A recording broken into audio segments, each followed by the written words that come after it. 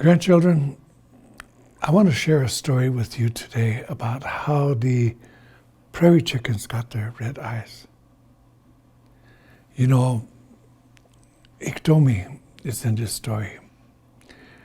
Iktomi was walking along one day and he was going across the prairie, went through the ravines, over the hills, and then he sees this body of water. And as he gets closer and closer to this water, he sees all of these prairie chickens along the water's edge there, drinking water, and they're dancing. They're dancing, so he's thinking to himself, oh, how wonderful a prairie chicken would taste today. And so he thinks up a plan. He takes off his robe, he lays it out on the ground, and he picks up buffalo chips, many of them. He bundled them up and puts them over his shoulder. And then he's walking along, going close to where the prairie chickens are at. And they see him. They see him and they're ready to fly away. And they say, wait, he doesn't see us. But others say, he knows we're here. That's Iktomi. They said, no, what is that he's carrying? I don't know, ask him. Iktomi, hey Iktomi, what do you have? It goes on. Iktomi, what do you have in your bundle there? Leave me alone. I'm in a hurry. Iktomi, what is it you have? Well, if you must know, these are new songs that I have created for some people way up north. And I'm in a hurry to get them up there. So leave me be. Iktomi, share with us one song. No time.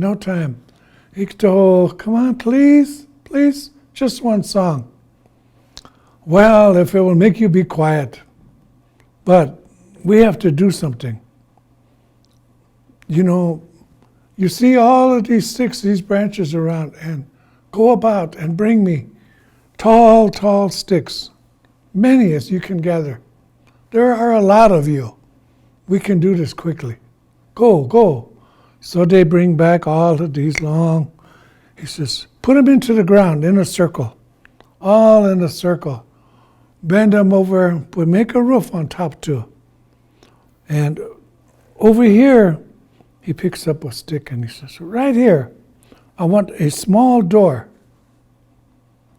You know, when we go in there and I sing my song, I don't want my voice to go out across the prairie where someone else is going to take this song.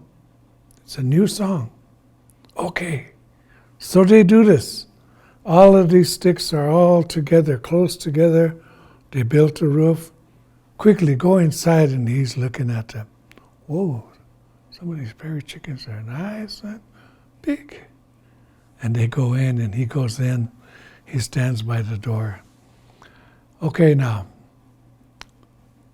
I have to tell you that this is a song that I'm going to sing that you have to dance with your eyes closed.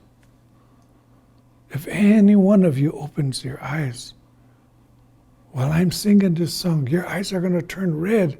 You don't want that to happen. Okay, now you promise. Yes, we promise. Okay. So, Iktomi goes, yeah. No, that's not it. Well, no, that's not it. Istogmus wachipo, tua ki, istanisha telo, Istogmus wachipo. And so the prairie chickens are dancing. Close your eyes tight. Istogmus wachipo. And they're dancing. Their eyes are tight and then tightly closed. He has his stick nearby. He puts down his stick and he picks up his stick. Istagmun sachipa, istagmun sachipa, istagmun sachipa. What's that noise? One of them's thinking. What's that noise?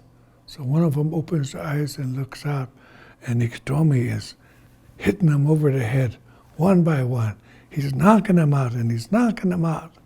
And when that one opens his eye and looks up, and he says, fly away, get out, he's going to kill all of us. And so they crowdly and they get it, but he gets a lot of them. And the rest all get away. But today, if you see the prairie chickens today, and you see them up close, their eyes are going to be red. He picked up all of these. After he took the buffalo chips, he shook his robe out, and he was pulling them out of that makeshift hut, putting them into his robe. Oh, look at this, nice and plump. That will be delicious. He puts as many as he thinks he can carry in. He puts them over his shoulder, and he's going. But he's tired. He's tired. That was a lot of work. There's a tree. I think I'll rest. But he's looking at his bundle there, all tied up with prairie chickens. I'm hungry. I think I will cook those prairie chickens right now. And so he digs a hole. He digs and digs a big hole. He goes and he gathers firewood, and he lays those prairie chickens down, side by side. Oh, look at this. Nice and fat. That's going to be delicious. He lays them all in a row. He puts more wood on top of them, and he lays another row. He lays them, covers them with some soft dirt, covers them all up, and then he builds a fire. He builds a big fire up around these, and he sets back. This is going to take a little while, but it's going to be worth it. They're going to be delicious. The wind starts to blow a little bit, and that tree he's under, the tree up there, 2 branches are rubbing. Squeaking noise, irritating. Iktomi says, little brothers, don't play like that. That's irritating.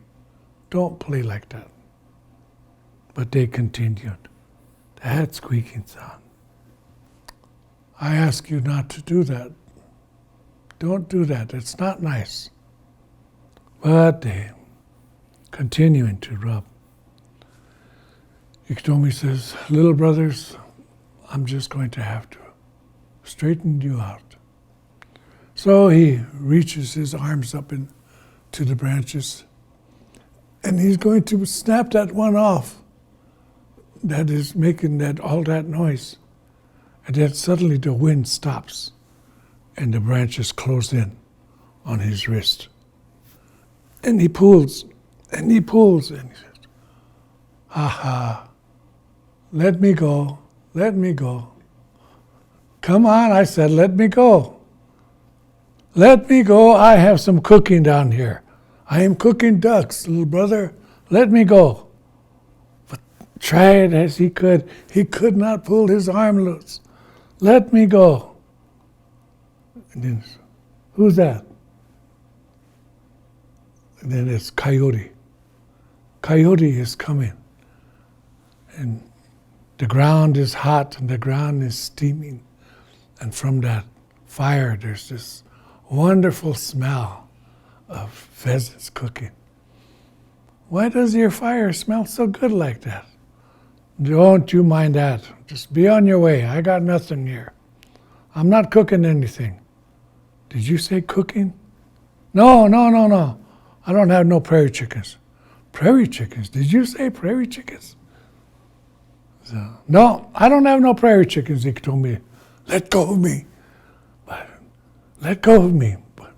Get away from there. There's nothing there. Coyote is smart. He looks, aha, they must be underground. And so he clears away the fire, And he starts to dig under the dirt with the stick, moving it. Here it is. Look at this. All of the prairie chickens, they're just nice and tenderly cooked. Oh, Coyote is having a feast. And Ikto is stuck in the tree. Those are mine. Get away from there. Those are mine. Get away. But Coyote is having a feast. Oh, he's having such a feast. Oh, that was delicious. Well, I guess that's all of them. So he gets set to leave. And he says, go. Ikto says, yes, go. Be on your way. I'm glad you didn't eat all of them. Coyote says, oh, there's more? No, there's no more. But Coyote says, you're a shrewd person, Iktomi. He digs a little more, and he finds the second layer. Oh, he says, I think I can handle this too.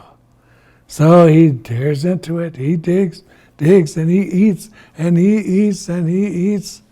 Oh, Iktomi is mad. The Coyote gets his full. Well, I better get going. Ikto is mad.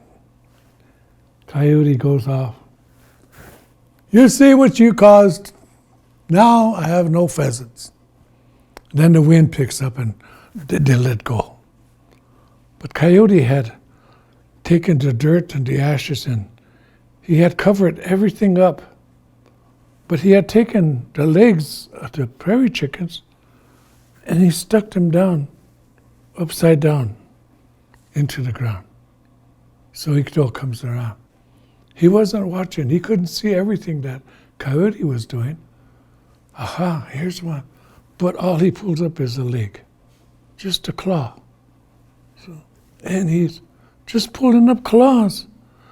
He's tricked me. He's got them all. Whoever eats my food will surely die, he says. And that's the end of that story. And so now, children, I'm going to tell you another story about Iktomi and how he gets revenge, or he thinks he gets revenge. Iktomi is wandering off in the direction that he thought Coyote went, thinking maybe he was carrying some, he might have dropped some, and he was hungry. And he comes to this shady tree over. He sees something laying there. And there is Coyote, just laying as plump as can be, sound asleep. So he thinks. But Coyote had seen him coming. And he says, I'm too full to run away. I can't run away. I'll pretend that I'm dead. So he flops down on the ground and he just lays there. Breathes very lightly, like he's dead. Ikto comes over. I told you, anybody who eats my food is going to die. And he kicks him. And Coyote just lays there. He lifts his arm up, drops it, and his arm just falls down. Yeah. He overate and he killed himself. Well,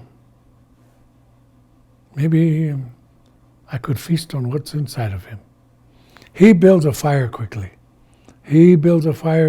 And he goes to dragging Iktomi by the back legs. And Coyote is being dragged towards that fire. And he gets him close. I don't know if I should say a prayer for you. I don't know what words to say for you, except that anybody who eats my food will die. And just as he is going to pick up Coyote and throw him onto the fire, Coyote swivels around and he bites Iktomi and swivels around and he big skirmish and he knocks Iktomi into the fire. And Coyote just runs off in the other direction, howling and laughing away. And Iktomi is fighting, getting out of that fire, and he's a terrible mess. Smudged fire on him, smudged black marks, ashes. He's a mess.